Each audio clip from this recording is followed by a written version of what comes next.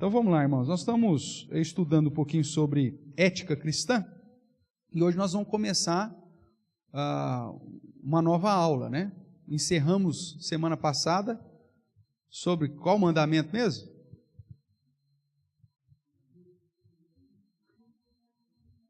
Isso, o quinto mandamento. Então hoje nós vamos para o sexto, mas antes vamos dar aquela recapitulada, né? Porque o Dinei está chegando aí. Então, para que possa ver mais ou menos o caminho que nós fizemos, estamos aqui desde agosto estudando sobre isso, Dinei. Então, aos pouquinhos nós vamos caminhando. Então, sobre ética cristã, o resumão que nós fizemos aí. Então, vamos lá. O pessoal também que está nos acompanhando aí, a Vani, a Elda, os meus pais lá em Barretos, a Margarete. Então, que Deus esteja abençoando aí. Então, vamos lá. Nós definimos o que é ética, né, durante esse curso aí. Vimos que existe um conflito entre a ética como um todo em detrimento da ética bíblica ou da ética judaico-cristã, como no contexto até fora da questão eclesiástica muitas vezes é mencionado. Então, a ideia é que existe um problema no fato de cada ser humano ter a sua ética baseada na sua própria cosmovisão, no seu modo de enxergar o mundo. E esse modo de enxergar o mundo foi produzido pela educação que teve, pelo contexto cultural que ele foi inserido, pelas influências que ele recebeu, pela educação que ele recebeu, pelo sistema que ele estava inserido. Então, o que acontece? Cada um acaba criando lá um padrão ético, né? Mesmo que a ideia da lei de Deus gravada no coração do homem, então há uma consciência a respeito do que é certo e errado, mas todas as experiências que nós vivemos, as influências que recebemos, formam a nossa cosmovisão. Então, por exemplo, para o Fabinho, roubar é pecado. Dentro da perspectiva ética dele, pegar alguma coisa que não pertence a outro, opa, isso aí eu não faço. Não sou contra. Só que você vai encontrar um outro Fabinho por aí, que foi ensinado num outro contexto, numa família não cristã, numa outra realidade social, cultural e tudo mais, que para ele falou, meu amigo, se eu tiver que roubar, eu vou roubar. E para ele, na ética dele, não tem problema nenhum fazer um negócio desse. E aí, o que nós chegamos? Cada ser humano acaba, então, tendo um padrão ético. E aí, quando eu tento chegar para você e aplicar sobre você a minha visão ética, você vai falar, não concordo. E você, quando tenta aplicar o seu padrão ético sobre a minha vida, fala, não, eu também não concordo. E aí, o que acontece? Há um conflito ético, e aí que gera discussões, divisão, briga, e uma série de situações. Tentar impor o meu padrão ético sobre você, você tentar impor o seu padrão ético sobre a minha vida, e aí vai gerar uma série de situações adversas. Isso acontece até mesmo dentro do casamento, porque o casal muitas vezes vem de contextos culturais diferentes, de ensinamentos diferentes, de aprendizado diferente, e aí diante de uma situação lá, o marido fala assim, eu vou pôr televisão por assinatura. Aí tudo, é legal, gato net, né? Porque é um absurdo ter que pagar uma empresa para a gente assistir televisão que tinha que ser aberta para todo mundo, porque faz propaganda, a gente fica sendo bombardeado com propaganda, as coisas que nós nem gostamos, 1, 2, 3 milhas lá, toda hora, a cada 20 segundos, o filme para 20 segundos para passar 1, 2, 3, ninguém aguenta mais esse negócio, e eu estou pagando por isso? Tinha que ser, diga, então vou cancelar, né, o meu serviço e vou pôr o gato net, que paga uma vez só. Aí a mulher fala, não, eu acho que está errado esse negócio. Tem profissionais, tem uma série a estrutura, né? Tem o cabo, tem os caras que para dar. Não, eu acho que não está certo. Aí gira aquela briga, porque o marido fala, mas você está doida, mulher? Nós vamos pagar 200 conto, não sei o quê, e nós vamos ter, para ter 30 canal, e agora com R$29,90 nós vamos ter 280 canais? Você está louca? E aí há um conflito ético. E aí a questão é, e agora? O que eu faço? Brigo com meu marido? Não brigo? Aceito? Não aceito? Põe o gato net ou não põe? O que eu faço? E às vezes ainda falam, não, eu fiz um acordo com o vizinho, nós vamos pôr o gato net e nós vamos dividir em 2 ainda. Vai ficar menos que de R$15. Olha que coisa maravilhosa. E aí cria uma confusão. Vai dar certo? Vai chegar num acordo? Não, não vai. Então qual que é a solução? Se a minha ética é diferente da sua. Conforme a perspectiva bíblica, né? Só existe um modo de tentar harmonizar isso. Porque o ser humano, ele, por conta dessas éticas diferentes, ele vai criar algumas alternativas, nós estudamos 6 delas, que vão tentar implicar um padrão ético para a sociedade e que vão estar em conflito. Então, a solução é adequar a nossa ética ao padrão apresentado por Deus na sua palavra, ou na ética que o próprio Deus revela. A partir do momento que eu tenho, então, a Bíblia como autoridade sobre a minha vida e sobre a sua vida, e há uma concordância nesse sentido, que a Bíblia é a autoridade sobre nós, então o padrão ético que a Bíblia determina, mesmo que vá contra a minha postura ética, se eu quero buscar paz com Deus e paz com os homens, o que eu vou fazer? Eu vou harmonizar a minha ética, eu vou moldar a minha ética ao padrão de Deus, porque se eu moldando a minha ética ao padrão de Deus e você também moldando ao padrão de Deus, ótimo, aí a gente vai chegar em concordância. Agora, sem esse padrão ético absoluto na autoridade do próprio Deus e da revelação de Deus, não, a gente vai ficar brigando o resto da vida. Então, dentro de um contexto social, o modo para que a gente consiga harmonizar e adequar a nossa vida é colocar esse padrão ético de Deus como sendo o crivo, como sendo aquilo que vai determinar a minha postura ética e a sua postura ética. E aí, então, vai direcionar a nossa vida dentro do padrão que Deus espera. Se você despreza a Bíblia e despreza Deus, obviamente que o seu padrão ético vai ser completamente diferente. E aí, vira e mexe, vai dar conflito. Vira e mexe, vai dar problema. Tudo bem até aqui? Então, isso nós resumimos aí durante um tempo. Vamos relembrar aí as alternativas éticas que o próprio mundo apresenta e algumas que a palavra de Deus também apresenta. Então, dentro das alternativas éticas, existe uma escola aí chamada antinomismo, que diz o seguinte: não existe regras. Você vai encontrar o seu padrão ético. Não existe esse negócio do que é certo e errado.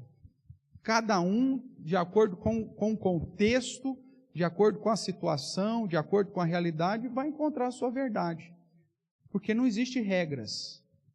E aí o que acontece? Você vive um mundo bárbaro. Um mundo sem regras. Onde que, de repente, num determinado momento, se eu quero preservar o meu bem-estar e você está atrapalhando esse meu bem-estar, como não há regras, eu faço aquilo que eu achar que devo fazer. Eu mato e morro. Não há regras.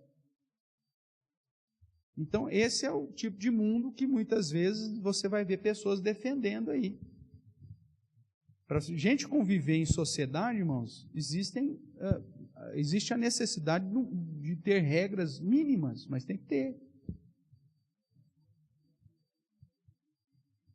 Para você viver sozinho, tem que ter regras. Vocês não vão morar sozinho. Então tá bom. Aí você vai morar sozinho, e aí você não tem nenhuma regra. Você acendeu a luz, não tem regra, precisa apagar. Você deixa acesa lá o mês inteiro. Você liga o chuveiro, e também você não impõe a regra que você tem que fechar o chuveiro. Não há regra. Deixa ligado, depois vou ter que ligar de novo, então deixa ligado. O que vai acontecer no final do mês? Você está quebrado. Então, para você viver sozinho, você vai ter que impor regras à sua vida. Não tem jeito. Então, esse tipo de alternativa é um tiro de canhão no pé, porque nenhuma sociedade consegue subsistir numa realidade dessa. Porque mesmo que hoje eu seja o mais forte e sobressai sobre você, eu vou envelhecer. E amanhã depois vai vir um jovem e vai ser o mundo animal. Hoje eu posso até ser um macho alfa. Mas eu vou envelhecer, meu amigo. E aí? E dali a pouco alguém vem, eu estou atrapalhando, o cara vai me descartar. Não há regras. Tudo bem? Então, mas tem gente que quer viver desse jeito. Uma segunda alternativa é chamada generalismo, onde, de um modo bem simplista, resumido, os fins justificam os meios.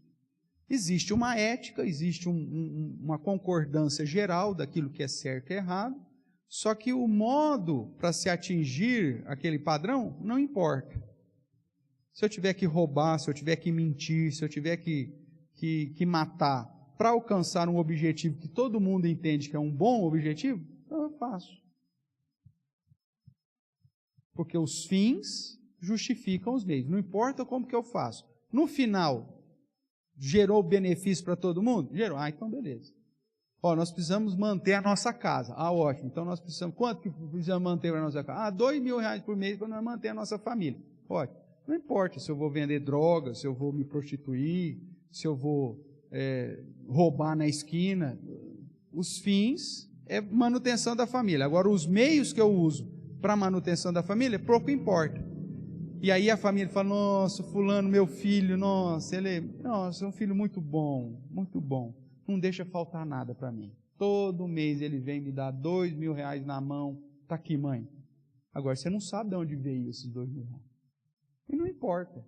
O importante é que ele está suprindo a família.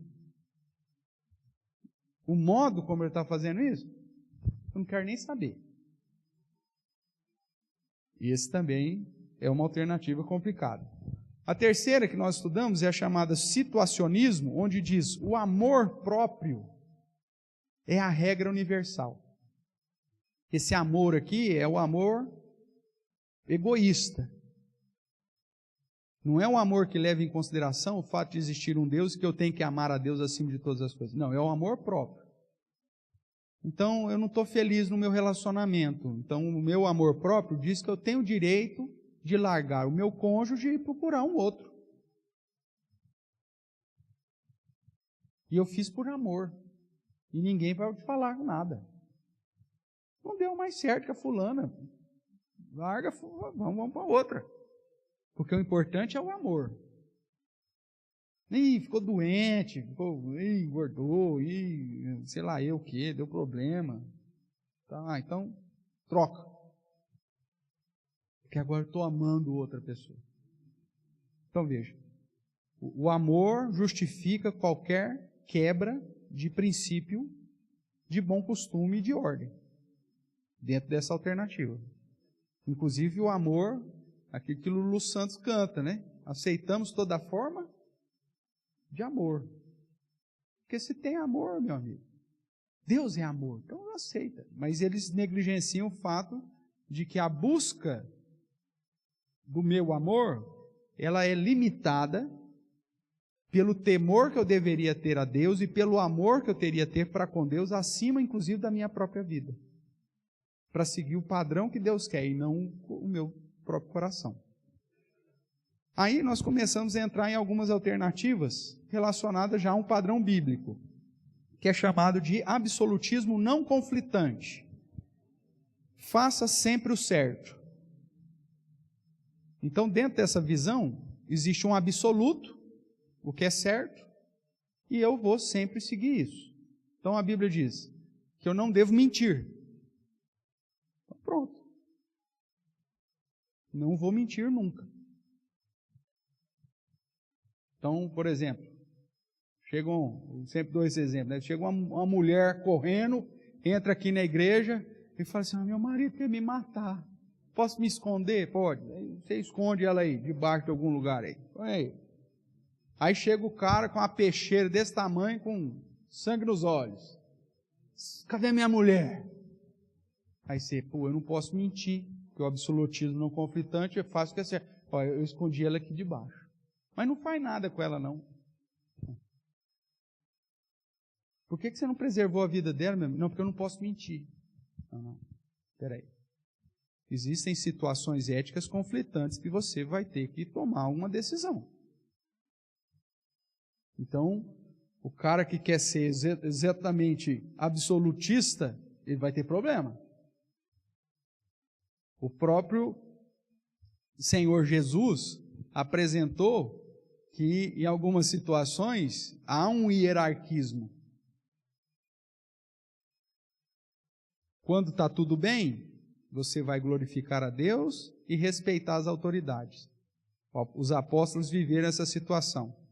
Mas quando os fariseus e o sinédrio quis impedi-los de pregar o evangelho, a Bíblia não manda obedecer à autoridade? Manda. Só que aí o que Pedro falou? Ó, meu amigo, mais importa obedecer a Deus do que aos homens. Opa, ele fez uma escolha. Se fosse um absolutismo cego, Pedro, Deus manda obedecer às autoridades. Ah, é verdade. Então nós não vamos pregar o evangelho para mais ninguém, porque fazer o quê? O sinédrio diz que não pode, então não vamos falar mais. Ok? Então, cuidado aí. Uma outra possibilidade, o absolutismo ideal, faça o menor mal. O exemplo da mulher aqui. Se eu mentir, vai preservar a vida dela e não vai gerar problema nenhum? Então, talvez seja melhor eu decidir mentir para preservar a mulher que está escondida e mandar o homem, ela correu para lá. Pronto, manda o cara embora. E aí depois, obviamente, eu vou ter que vou resolver com Deus pelo pecado que eu fiz dentro dessa alternativa. E a sexta alternativa, que é o absolutismo hierárquico, que coloca uma hierarquia. Nesse caso, eu vou preservar a vida, porque a vida humana vale mais do que uma mentira. E a Bíblia me permite, presta atenção nisso que eu vou falar, mentir desde que seja para preservar a vida de outrem. Para preservar a minha própria vida, não. Mas para preservar a vida de outrem eu posso. É o exemplo das parteiras. Lá no Egito, quando o faraó diz para elas assim, ó, você vai lá fazer o parto das mulheres hebraicas, e se elas nasceu menino, o que faz? Mata. Aí o que as parteiras fizeram? Mentiram. Não, a gente chega, já nasceu, aí não tem jeito mais de matar, não. E assim preservou a vida de um monte de criança. E aí a Bíblia diz que Deus abençoou elas, justamente porque elas fizeram isso. Veja, elas mentiram, mas preservaram a vida de um inocente. Então, nesse caso, há uma hierarquia que, eticamente falando, biblicamente falando, é possível. A própria ideia de ter o primeiro mandamento e o segundo mandamento já apresenta uma ideia de hierarquia. Quando pergunto para Jesus, qual que é o grande mandamento? Jesus, são dois. O primeiro, amarás o Senhor teu Deus acima de todas as coisas, com toda a tua força, teu entendimento, tua coração, e o teu próximo como a ti mesmo. Veja, então qualquer situação relacionada ao próximo que fira o amor a Deus, então eu tenho que primeiro amar a Deus acima de todas as coisas. Agora, se em relação ao meu próximo, é o caso do homem que veio com a faca aqui, eu menti para preservar a vida dela vale mais do que a mentira. Existe uma hierarquia. E aí, dentro desse hierarquismo, eu tenho que estar, obviamente,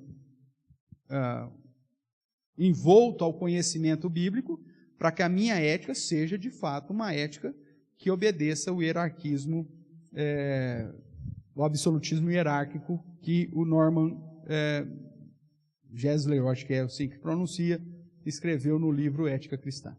Tudo bem? Então, tudo isso nós trabalhamos. Baseado nisso e defendendo um pouco mais essa última alternativa, nós começamos a trabalhar com os 10 mandamentos. E hoje nós chegamos então em Êxodo, capítulo 20, verso de número 13. Vamos ler juntos aí, então? Que é o 6º mandamento, o 2º mandamento da 2ª tábua.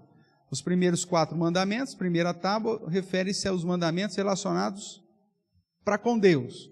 E os outros últimos mandamentos da segunda tábua trata dos mandamentos relacionados ao próximo, ao nosso próximo. Então vamos lá.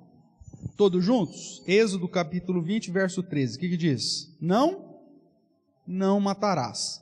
Então esse é o sexto mandamento. Seguindo aqui o nosso catecismo maior de Westminster, que trata dos mandamentos, nós chegamos na pergunta 134, que pergunta justamente isso. Qual é o sexto mandamento? E a resposta é o que acabamos de ler. O sexto mandamento é: não matarás. Ok? Mas como entender então esse mandamento?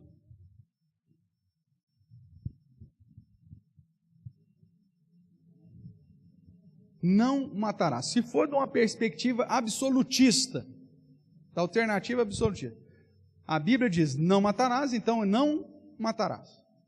Nós estamos vivendo uma epidemia de dengue, né? Afinal de contas, até um mês atrás, a cidade estava num mato desse tamanho, né? Não se fez a tarefinha de casa, então aí, bum, explode-se o número de dengue na cidade.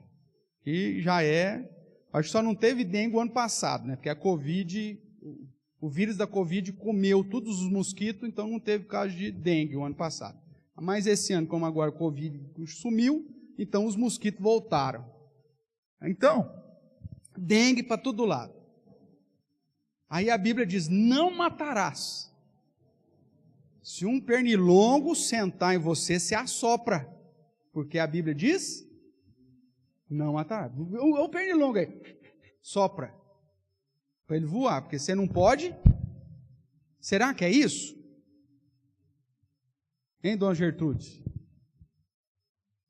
Se a Bíblia diz, se é absolutismo, não matarás, então eu vou ter que ser vegetariano. Porque como que eu vou comer o franguinho?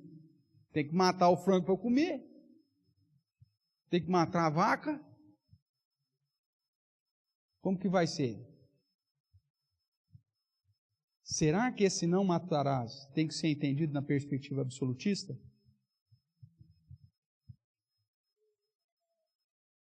Então por que Deus deu essa ordem? Vamos pimentar um negócio aqui? Abra a sua Bíblia lá em Gênesis capítulo 9.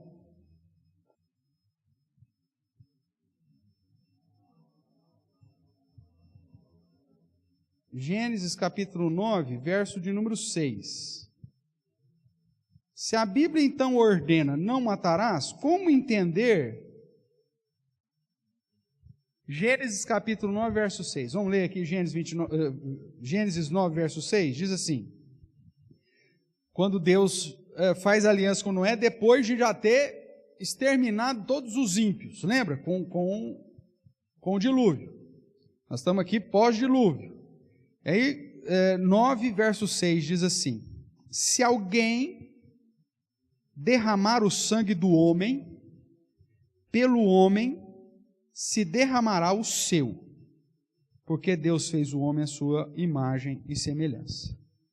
Olha, se Deus manda não matarás, por que Ele permite aplicar a pena de morte sobre aquele que matou?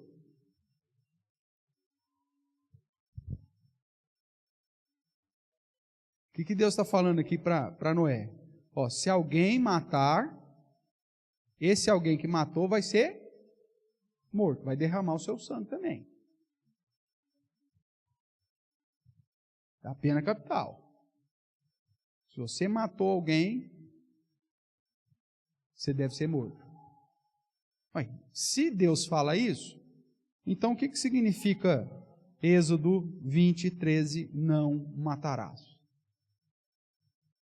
Vamos ver um outro texto aí, que eu já coloquei aqui na projeção. Êxodo 21. Volte lá para Êxodo, agora 21, verso 12.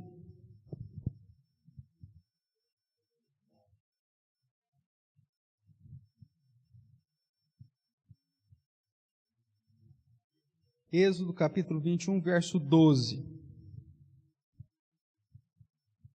Aqui está a respeito da violência, mas vamos lá, o verso 12. Quem ferir a outro, de modo que este morra, também será o quê? Meu Deus do céu, mas no capítulo 20, um capítulo antes aqui, é dito não matarás. Só que aí Deus falou, se alguém matar alguém, mate também. Esse será morto. Então, como entender o sexto mandamento?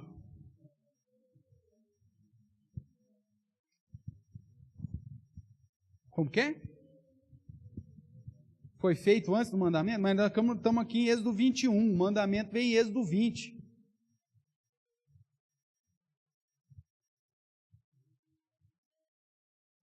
E agora? Jesus, lá em Mateus, na bem-aventurança, diz, ouviste que foi dito, não matarás, eu porém vos digo, se você odiar o seu irmão, chamar ele de tolo, você já é assassino. Opa, e aí? Então o que significa esse negócio? Não matarás. Qual que é o princípio ético por trás desse mandamento? Se a gente continuar lendo aqui o 21, você vai ver ainda aí, né?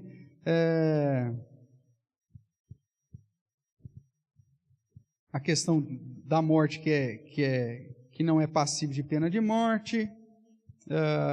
Depois, verso 15, ó. Quem ferir seu pai ou sua mãe, ou seja, quem violentar o seu pai ou sua mãe, o que vai acontecer com ele? Será? Mas não diz não matarás, como que Deus está mandando matar o filho que bateu no pai e na mãe? Verso 16, ou 17. Ou 16 também, né? O que raptar alguém e o vender, ou for achado na sua mão, o que vai fazer com esse cara? Isso aqui é uma bênção, irmãos. Isso aqui é uma bênção.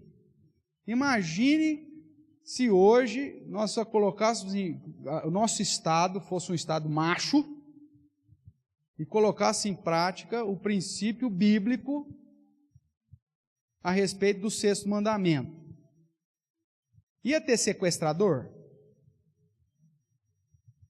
Podia até ter, mas na hora que pegasse o sequestrador, o que ia fazer com o sequestrador? Pena de morte nele.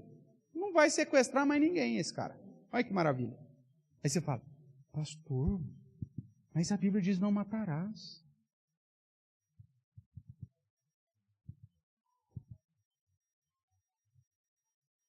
A Bíblia diz não matarás. Como que eu entendo, então, não matarás? Tudo bem, irmãos? O que mais? Você vai ter um monte ainda de coisa aí, ó. Verso 17. Quem amaldiçoar o seu pai e sua mãe, o que faz com ele? Mata, será morto. Mas diz que não matar. Imagine, não tem FEBEM, meu amigo, dentro dessa... Não tem casa de recuperação. Porque o adolescente rebelde que vai lá e bate no pai e na mãe, o que acontece com ele? Não vai para casa de, como que chama? Reabilitação. A reabilitação é uma foice no pescoço dele. Ué. Elimina o mal de Israel. Era assim que funcionava. Aí você fala, pastor, mas acabamos de ler, não matarás. O que significa isso então? É por isso que nós temos que estudar o sexto mandamento.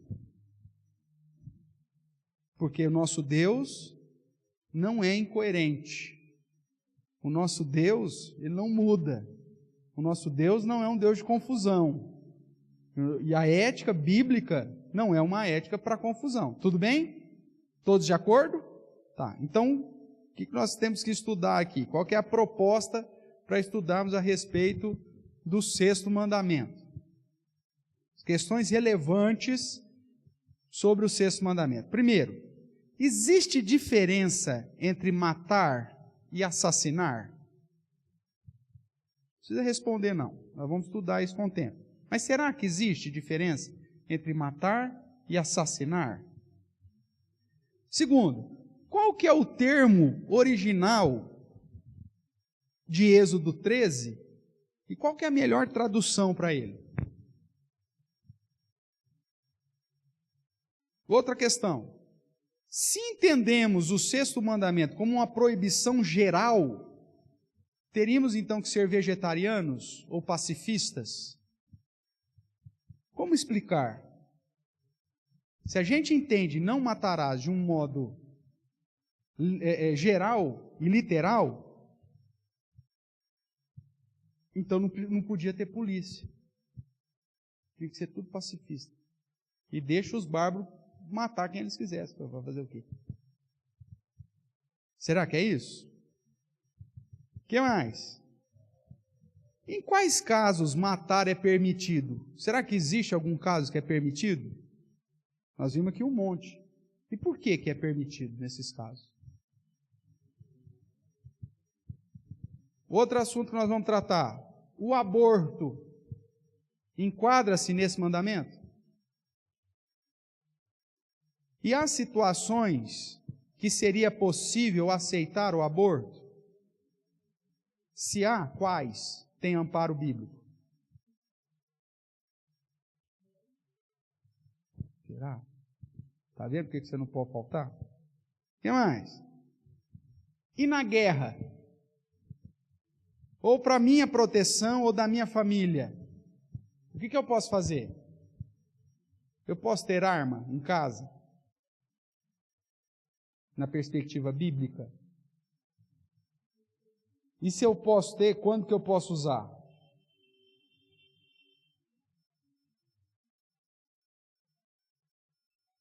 Tudo bem? O que mais? O suicídio se enquadra no entendimento do sexto mandamento?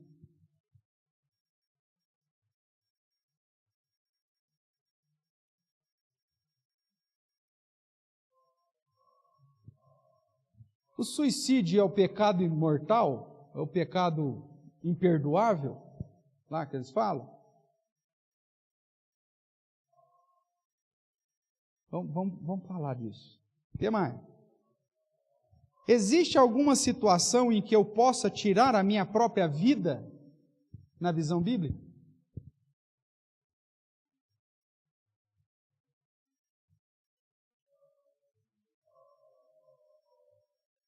Não é achismo, irmão. Eu não quero saber o que você acha. E nem o que eu acho. Nós vamos pesquisar e ver o que a Bíblia diz. O amparo dela dentro desse princípio moral do sexto mandamento. E a pena de morte? Tem base bíblica? Quando e em quais casos deveria ser aplicado?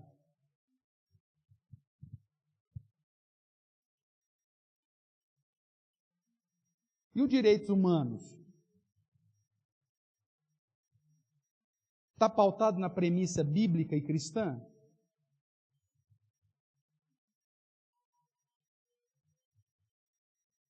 A defesa do vagabundo, do malandro, do bandido, tem amparo bíblico para isso?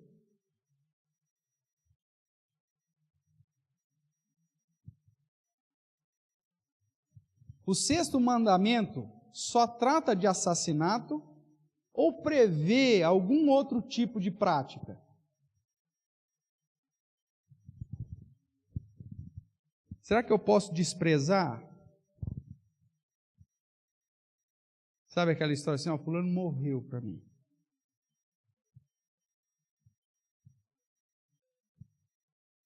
Será que o sexto mandamento está tratando só de eu chegar lá e dar um fim na vida do cara?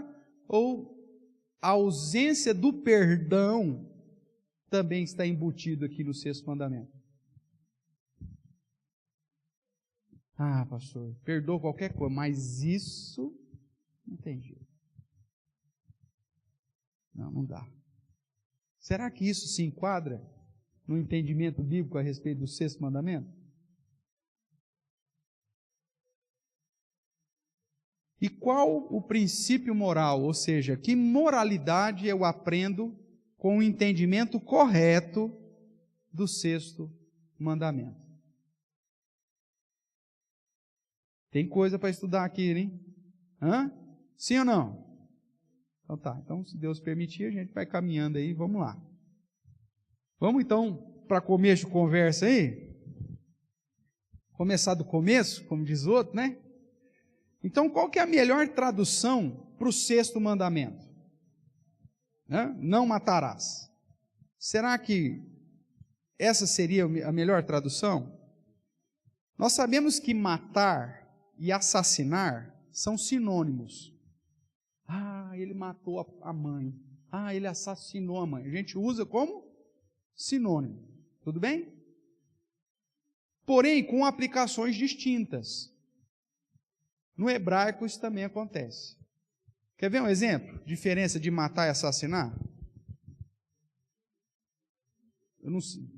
Provavelmente não sei aqui se você já viveu. Mas, por exemplo, eu ainda vivi na minha infância na casa da minha avó paterna. Ela morava na casa, tinha um terreno à direita, um terreno à esquerda. O terreno à direita era o pomar, então tinha mangueira, abacateiro, fruto conde, goiabeira, tangerina, limão, era tudo. Jabuticaba, tá. Era o pomar. E no terreno da esquerda era a criação. Tinha lá também uma árvore lá, aquela uva japonesa, uma árvore imensa, fazia uma sombra linda. E aí criava galinha, pato, leitãozinho, tinha as criações. Então, eu convivi lá com a minha avó que tinha isso. Aí, imagine você uma criança, a avó falou, nós vamos fazer uma galinhada. Ok? Tudo bem. Aí, o que a minha avó tinha que fazer?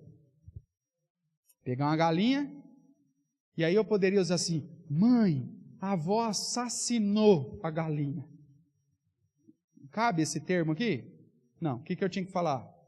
Mãe, a avó matou a galinha. E eu comi. E quando tinha aquelas ovas, lembra das ovas? Cozinhava as ovas? Lembra disso lá em Minas, quando você era pequenininho, Jefferson? Comia as ovas cozidas? Meu Deus do céu. Era o caviar de pobre. Né, dona Gertrudes?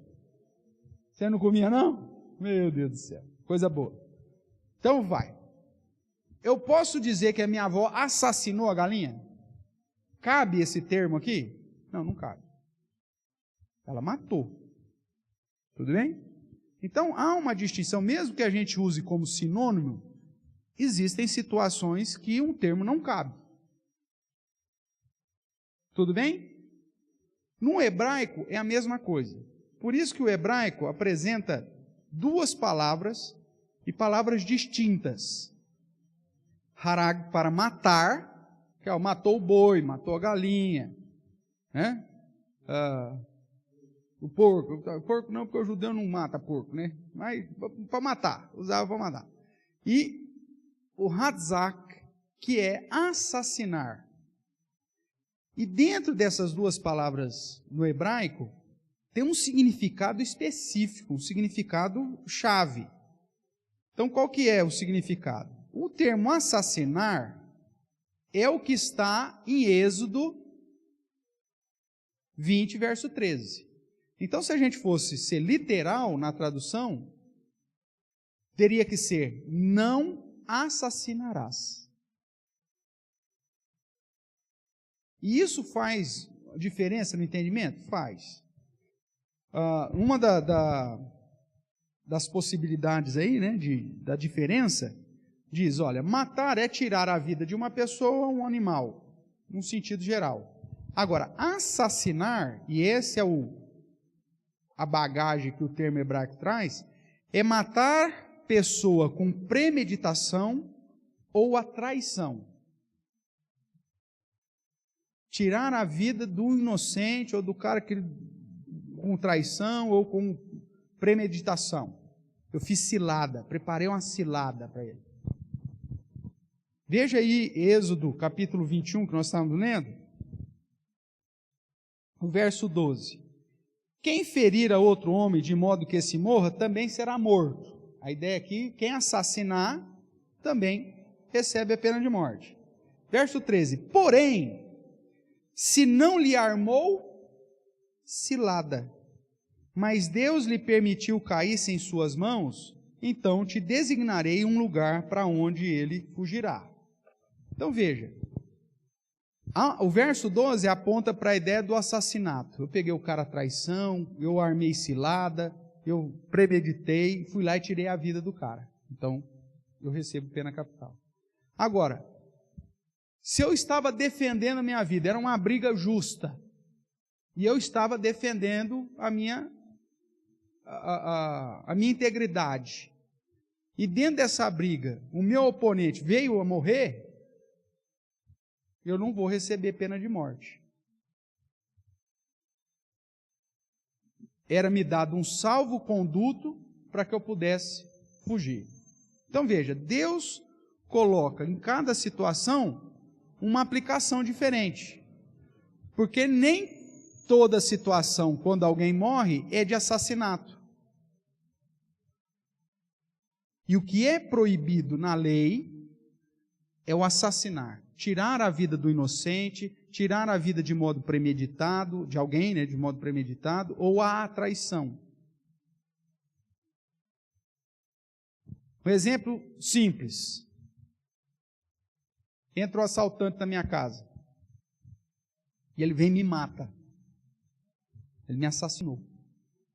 Dentro da visão bíblica, qual que era a pena que ele deveria receber? Pena capital. Mata o cara também. Esse mesmo assaltante entrou na minha casa com o objetivo de assaltar. E eu me defendi. Eu dei uma panelada na cabeça dele e ele morreu.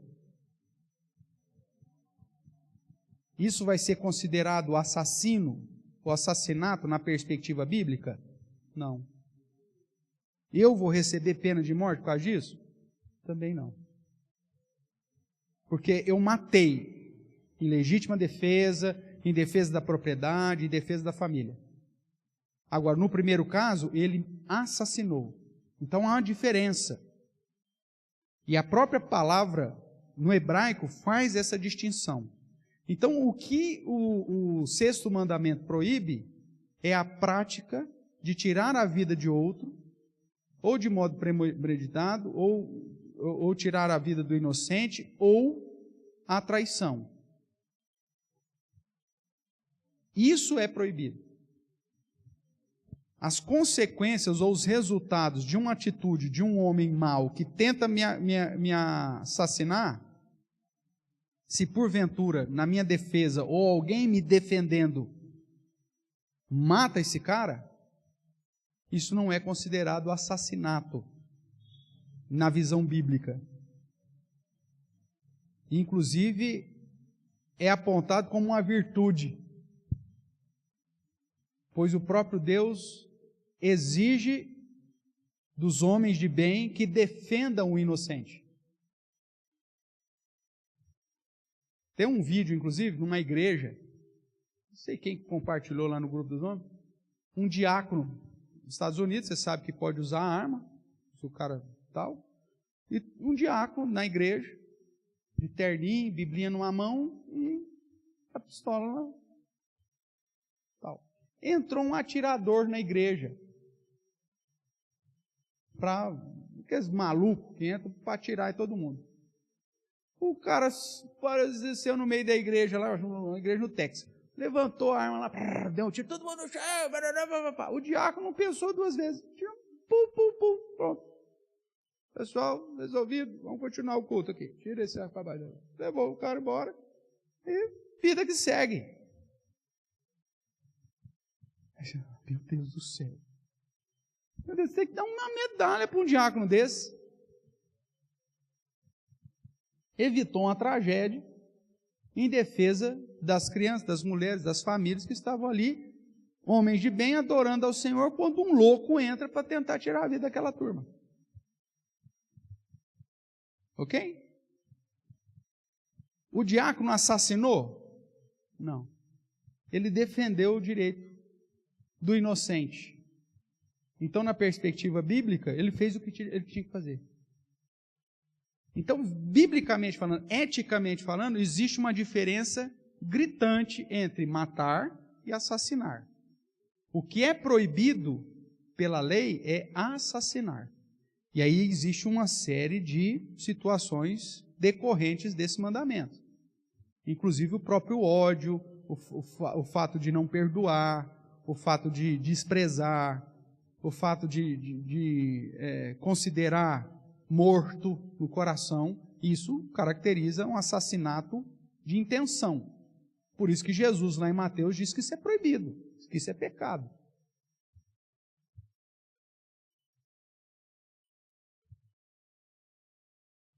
Mas há uma distinção clara nos termos hebraicos, bíblicos, sobre o que é matar e o que é assassinar.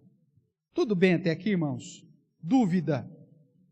Aos poucos nós vamos trabalhando com os textos aqui, a ideia acho que vai ficando cada vez mais clara.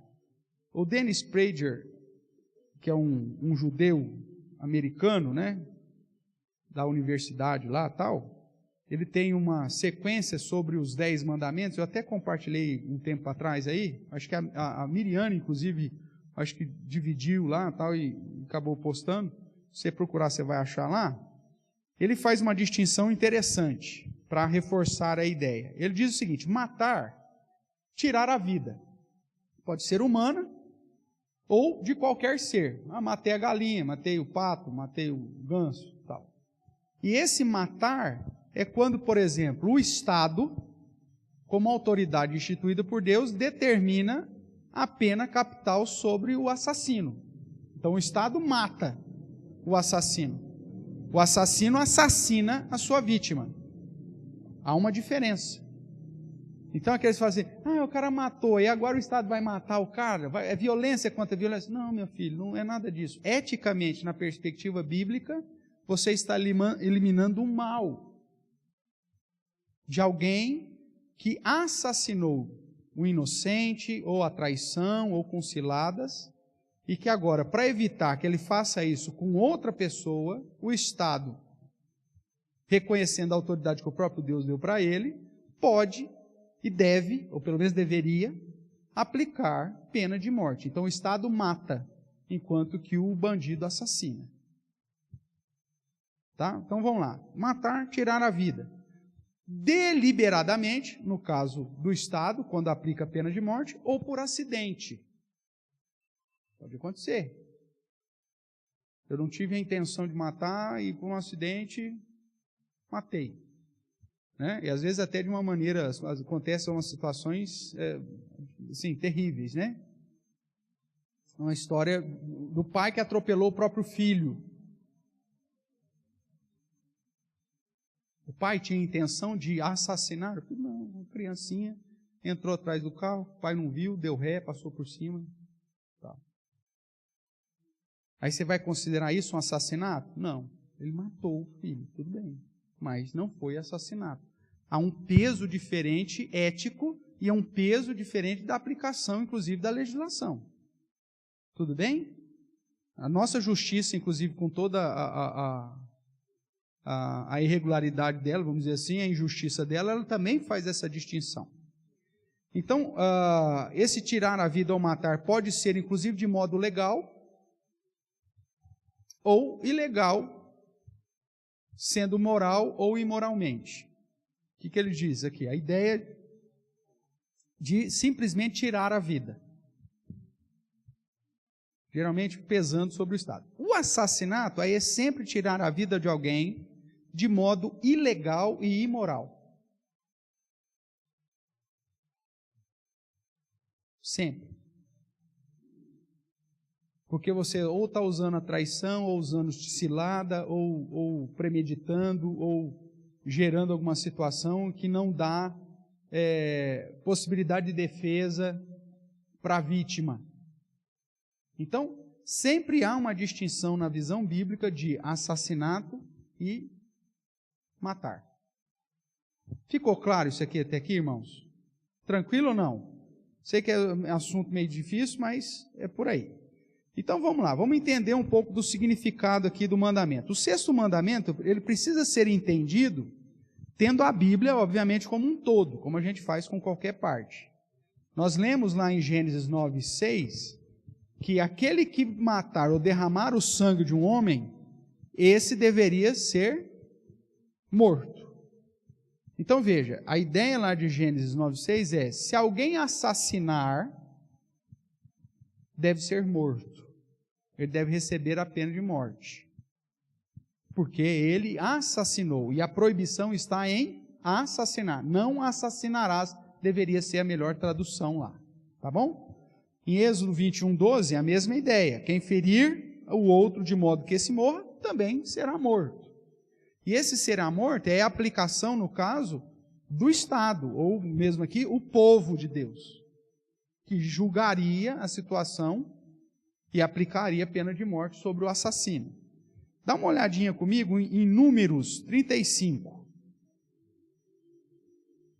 Livro de Moisés, Números, capítulo 35, verso 16.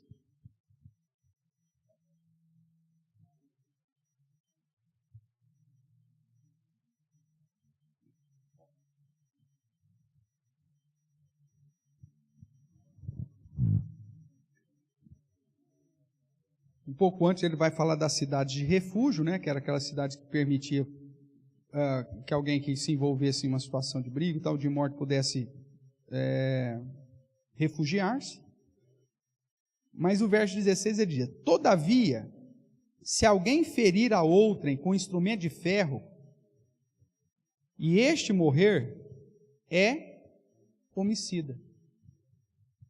O homicida será morto. Ou, se alguém ferir a outrem com pedra na mão, que possa causar a morte, e este morrer, é homicida. O homicida será morto. Ou, se alguém ferir a outra com instrumento de pau que tiver na mão, que possa causar a morte, e este morrer, é homicida. O homicida será morto. O vingador do sangue, ao encontrar o homicida, matá-lo-á.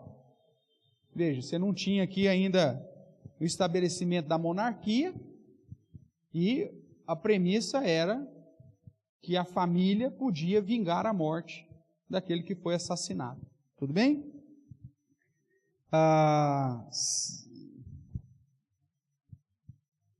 Vamos continuar aqui. Verso 20. Se alguém empurrar a outrem com ódio ou com mau intento lançar contra ele alguma coisa, e ele morrer, ou por inimizade o ferir com a mão e este morrer, será morto aquele que o feriu. É homicida. O vingador do sangue, ao encontrar o homicida, matá-lo-á. Então veja, há um princípio dentro da lei que o assassino é passível de pena de morte. E no caso aqui da lei civil do povo judeu, era passível de pena de morte pelas mãos da família daquele que foi inocentemente morto. Tudo bem? Então há uma premissa nas Escrituras de que o assassinato é proibido, por isso não matarás, na ideia de não assassinarás, e que se alguém desobedecer esse mandamento, é passível de pena de morte.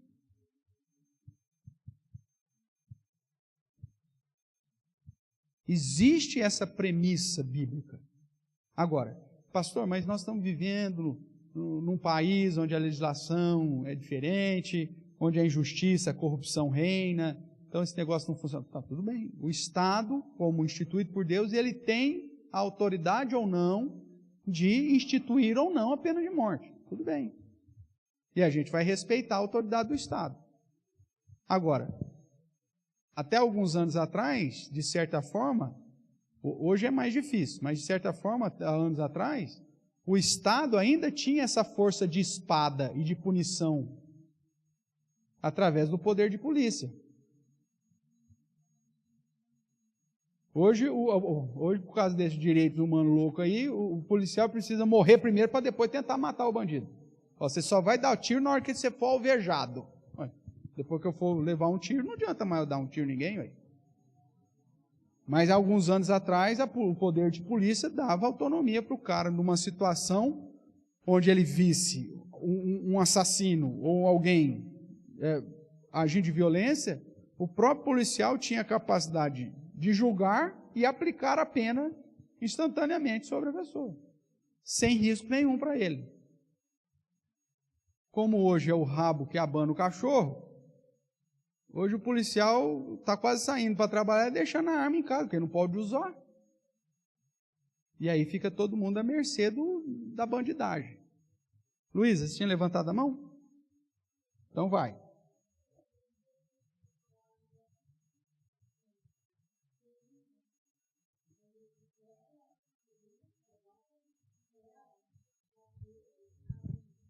Então, isso é errado.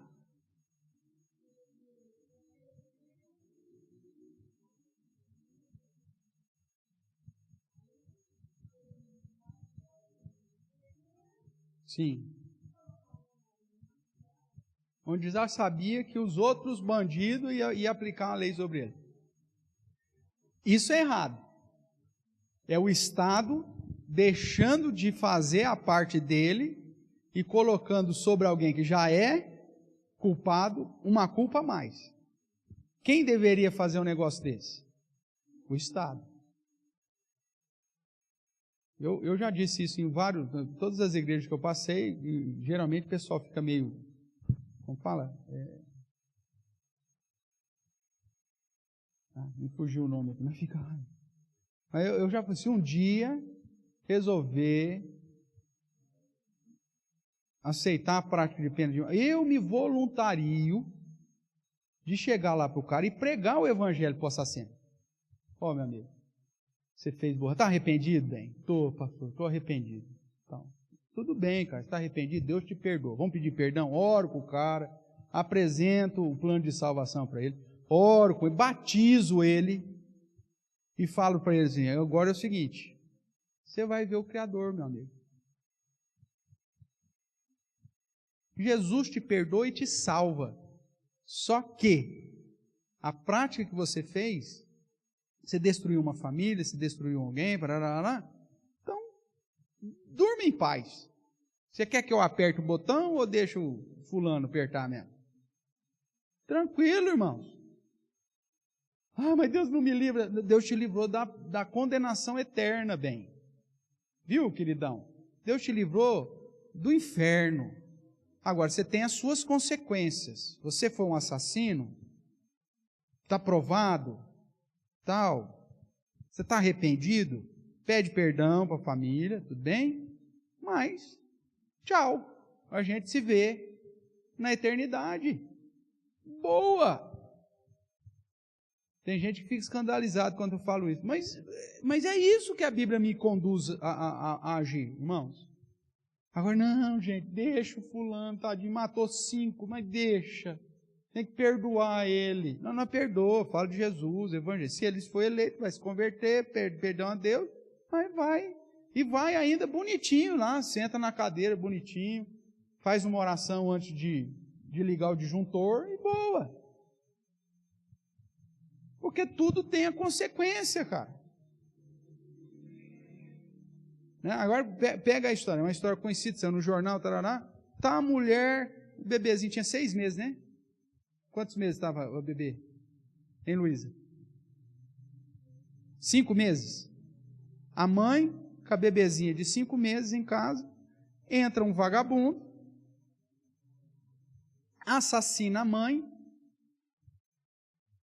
E olha a crueldade do cara. A bebezinha chora, aí o cara fala assim, não, pode dar de mamar. Pode pegar ela, faz ela parar de chorar. Parou de chorar? Tá. Põe ela no berço de novo. Aí mata com não sei quantas facadas. 54 facadas. Aí vem o direitos humanos e fala, coitadinho. Ele é uma vítima da sociedade. Coitadinho. Tudo bem, meu amigo. Prende, chama o pastor vai lá, prega para ele. Chama ele ao arrependimento. Se ele se arrepender, beleza, tem uns que não vão se arrepender, vão lá me xingar e tal. Eu oro para o cara do mesmo jeito, Senhor, pesa a mão sobre esse cara agora, ele não se arrependeu.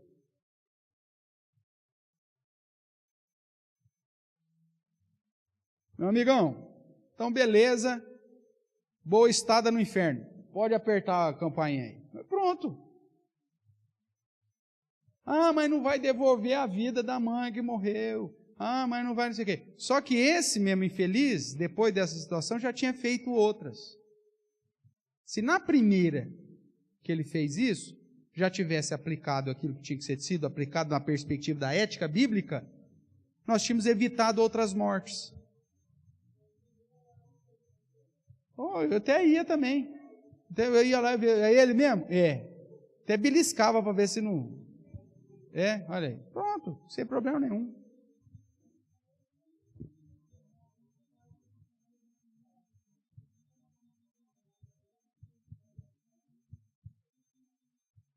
Não. Por quê? É a mesma situação aqui. Deus concedeu ao Estado, ou no caso a nação de Israel, juízes para aplicar a pena de morte sobre o assassino. Então o Estado ou os juízes que estavam aplicando a pena de morte, estavam aplicando, na verdade, uma ordenança do próprio Deus para eliminar o mal de Israel. Ah, mas não ia acabar com o número de assassinos. O cara, é aquela velha história, o cara que se tem pena de morte, ele mata uma vez só. Se não tem pena de morte, esse cara mata várias vezes. Porque o assassino, meu amigo, depois que foi uma vez, já matei mesmo, para matar mais um não custa. Ó, você diminui sistema prisional, você diminui crime organizado, você diminui contrabando de armas, você diminui drogas. Ué? Mata por prazer. Por prazer. É igual aqueles cachorros doidos que a gente tem, mata as galinhas e deixa lá. Só por matar. É um animal. Aí você fala isso, olha, a Bíblia me dá amparo para dizer que a pena de morte tem amparo bíblico. E nós vamos ver texto por texto depois. O próprio Senhor Jesus confirmou isso. É só você lembrar de Jesus sendo interrogado por Pilatos. Pilatos chega para Jesus e fala assim, você não sabe que eu tenho o poder de tirar a vida, te dar a vida aqui? Aí Jesus fala, é verdade, mas quem te deu esse poder foi lá do alto, não é seu não. O que Jesus está falando é o seguinte, até a instituição de Pilatos, dentro do Império Romano, ainda estava sobre a soberania de Deus. E se Pilatos tinha a autoridade de decretar a morte ou não de Jesus, Jesus reconhece essa autoridade de Pilatos e diz, essa autoridade não vem de você, ela vem do alto, é porque Deus te instituiu a autoridade. E é por isso que você pode ou não. E aí Pilatos, então, decreta a morte de Jesus. E Jesus passa a pena de morte. Injusto? Injusto. Mas Jesus não fala, não, você não pode. Não, Jesus reconhece a autoridade de Pilatos em decidir se ia matá-lo ou não. Você vai para Romanos capítulo 13, nós vamos estudar todos esses textos. Diz que a autoridade constituída por Deus, o magistrado, é ministro de Deus. É a mesma palavra para pastor, para sacerdote. Ele é ministro de Deus para trazer a espada, que é sinônimo de morte, para aqueles que praticam o mal. Irmãos, quando a gente tem um entendimento correto sobre o sexto mandamento, quer ver um conflito que eu já tratei em várias situações? Cristãos que querem servir como policial. Eu já vi jovens falando, pastor, eu queria tanto servir, mas não posso, como cristão não posso. Mas quem falou isso para você, meu amigo? Você pode e deve e vai fazer o serviço de modo a glorificar o Senhor. Se você dar uns pipoca e matar uns bandidos ainda, louvado seja Deus. Porque você, como representante do Estado, é uma autoridade instituída por Deus para ser espada sobre a vida daquele que faz o mal. Agora, você não vai agir de modo desonesto. Você não vai agir ou assassinar alguém no exercício da sua função pastoral. Mas defender o inocente e defender a sociedade, livrando do tranqueira, louvado seja Deus pela sua vida. Gostaria de ver muitos e muitos mais policiais cristãos exercendo a função policial. Porque aí eu sei que vai ser uma polícia menos corrupta, uma polícia mais justa, uma polícia, mas que vai, no momento correto, aplicar aquilo que tem que ser aplicado sobre o bandido. Essa é a visão. O Estado tem autoridade. Veja lá, né? Eu já mencionei, mas veja lá. Romanos capítulo 13. Mais para frente a gente vai voltar aqui, mas como eu citei,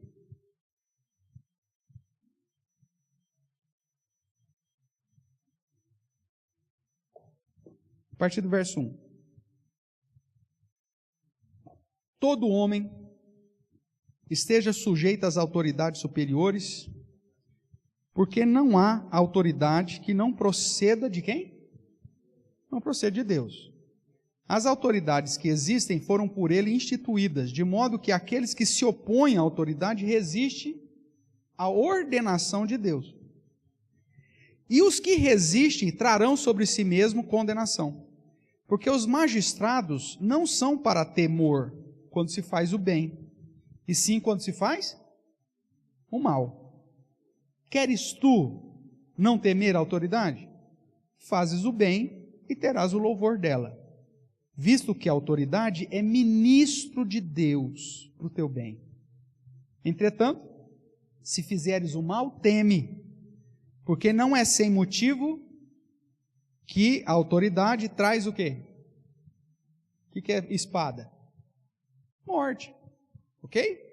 Não é sem motivo que ela traz a espada, pois é ministro de Deus, vingador, para castigar o que pratica o mal. Então veja, dentro da visão, inclusive do Novo Testamento, enquanto ainda o Império Romano estava perseguindo os cristãos, Paulo me traz uma dessa. E diz, seja obediente, sujeito, submisso às autoridades. E saiba que essa autoridade é o ministro de Deus, vingador, para trazer a espada sobre aquele que pratica o mal. Como eu desejo ter um Estado assim.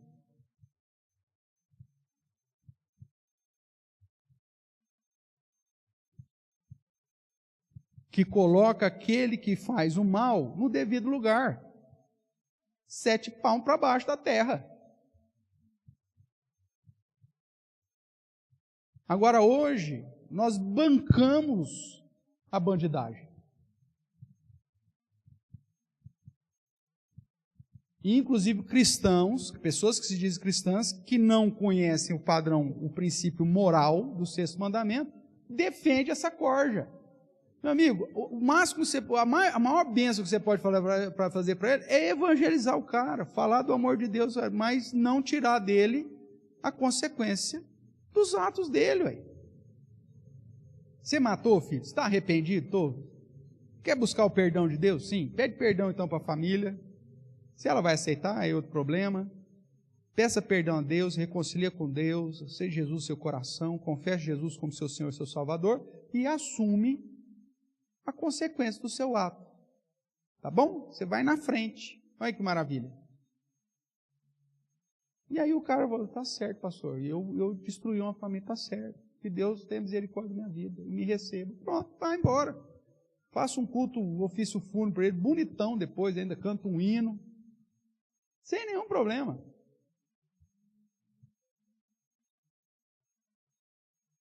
Agora, quando o homem despreza o padrão moral de Deus, aí ele tenta ser mais misericordioso que Deus. E quando o homem tenta ser mais misericordioso com Deus, ele se torna injusto. E aí fazem leis injustas, que preserva o bandido ao invés do inocente, que socorre o bandido ao invés do inocente. Vamos lá, caminhando aqui, que nosso tempo está indo. Vai lá para...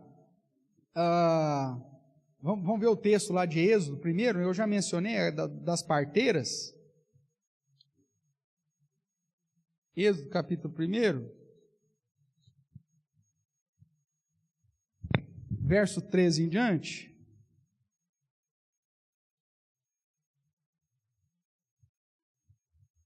Aí você fala assim, mas por que Deus depois vem com pena de morte sobre os egípcios? Gente boa, gente. Faraó maravilhoso, gente maravilhosa. Das mumiazinhas, gente boa demais. Veja aí o que diz o texto. Então os egípcios o que está escrito aí? Com tirania faziam servir os filhos de Israel, e lhes fizeram amargar a vida com dura servidão, em barro, em tijolos, e com todo o trabalho no campo, e com todo o serviço, em que na tirania os serviam. O rei do Egito ordenou às parteiras hebreias, das quais uma se chamava Sifrá e a outra Puá, dizendo, quando servirdes de parteiras as hebreias, examinai. Se for filho, matai-o. Se for filha, que viva.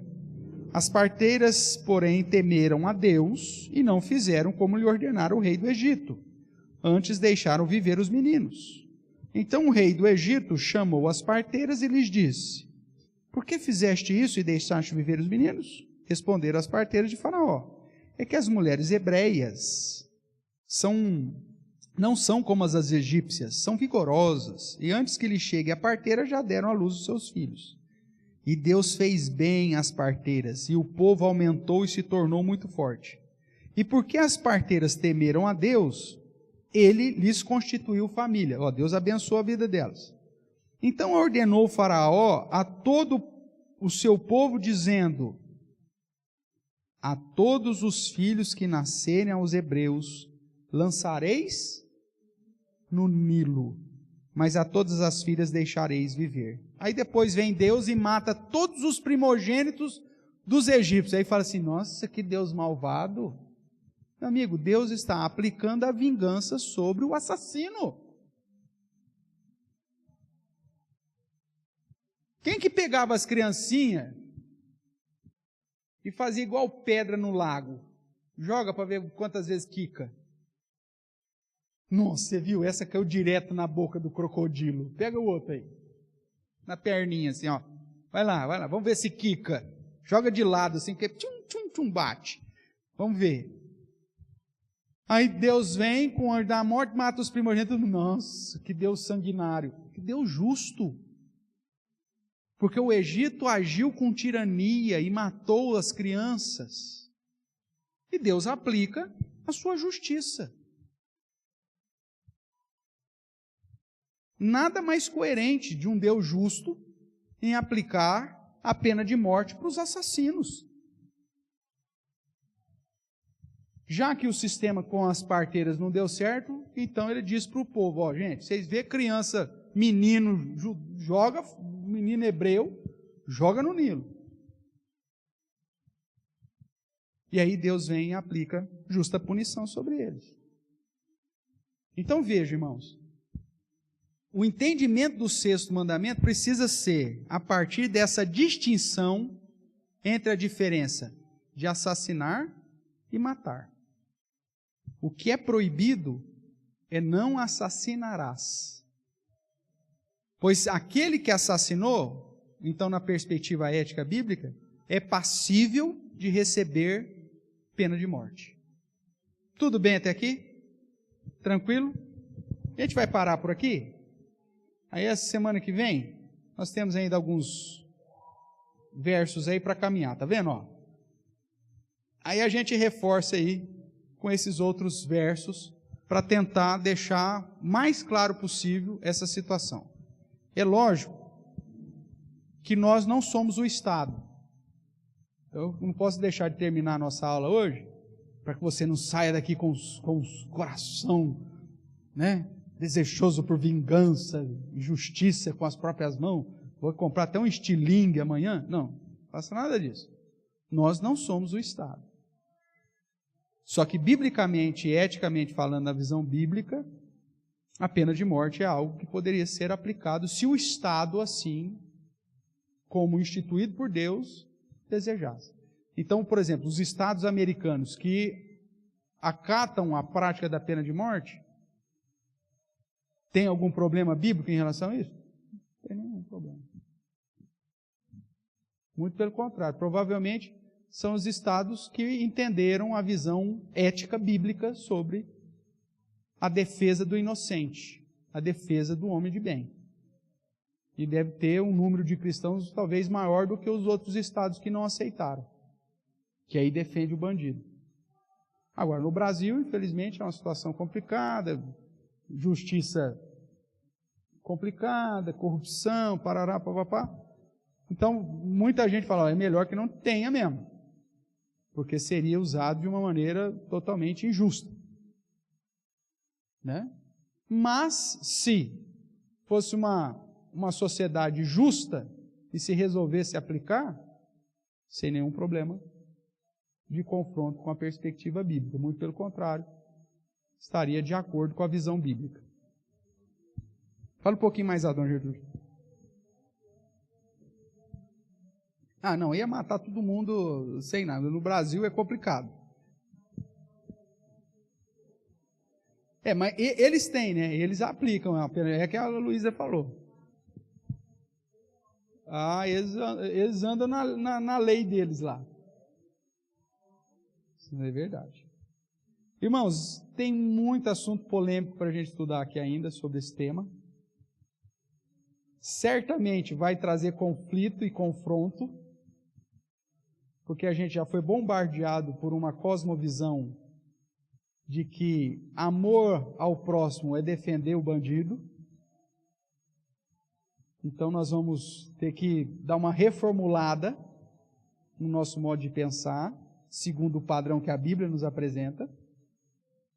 E, obviamente, que isso não deve nos conduzir à justiça com as próprias mãos. Isso é proibido na palavra de Deus. Mas, pelo menos, o entendimento, né? Porque o negócio está tão feio que hoje as pessoas choram quando o bandido morre e aplaudem quando a polícia leva tiro. Hoje os cristãos não querem nem entrar na força policial, porque acham que isso é errado, e não é. Tem uns PMs de Cristo. Eu alguns anos atrás, tive a oportunidade de começar o trabalho de capelania policial lá em Jaboticabal. Nos anos que nós estamos lá, eu dava atendimento 2 vezes por semana aos policiais, com palestras e atendimentos. E a palavra, uma das coisas que a gente priorizava é para falar, vocês são ministros de Deus. É a minha oração que Deus te proteja e que vocês sejam um instrumento de Deus para livrar a nossa sociedade dos homens maus. Entrou em confronto, meu amigo? Mete o dedo. E que Deus te livre. E aí o policial fala, mas pastor, o senhor é doido. É o primeiro pastor que fala um negócio desse para nós. Aí está aqui, ó. A única coisa que a Bíblia chama a atenção do policial é o seguinte, ó, fique feliz com o seu soldo. João Batista vai falar isso para ele, né? Fique feliz com o seu soldo, então não seja corrupto, não pegue dinheiro por fora. Você acha que a polícia ganha pouco, então não entra na polícia. Seja feliz com o seu soldo. Haja de modo justo. Não apresente falso testemunho contra ninguém. Haja dentro da lei legislativa. Glorifica a Deus com isso. João Batista dá 3 princípios lá para eles, quando os soldados procuram João Batista. Quanto a nós, o que a gente faz? Dá uma pesquisadinha lá, você vai ver. E aí eu estudava isso com eles dava até um ano, porque hoje o policial, irmãos, ele está com um peso social nas costas, porque parece que ele que é o bandido.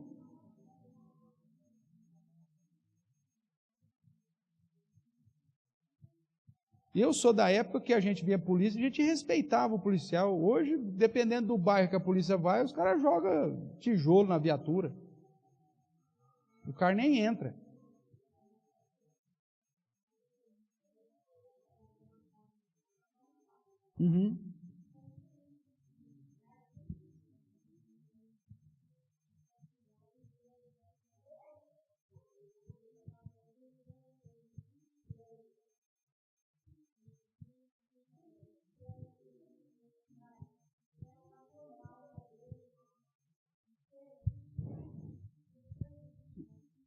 Eu imagino.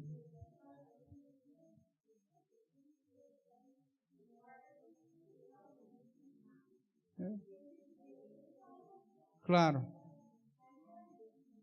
Então, mas quando o Estado falha, o próprio bandido faz a sua própria lei. É isso que tem acontecido. A gente precisa resgatar essa visão bíblica da defesa da justiça e do inocente. Isso precisa.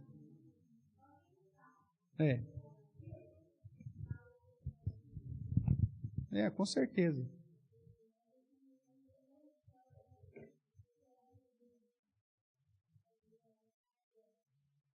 Hoje o justo tem que ficar quieto, infelizmente. Mas a gente vai caminhar ainda, irmãos. Tem muito assunto aqui. Espero que eu não te escandalize, mas que com o passar dos estudos fique mais claro, de modo ao entendimento bíblico sobre o 6º mandamento, nós possamos ser até mais justos no nosso julgar diante das situações da nossa sociedade.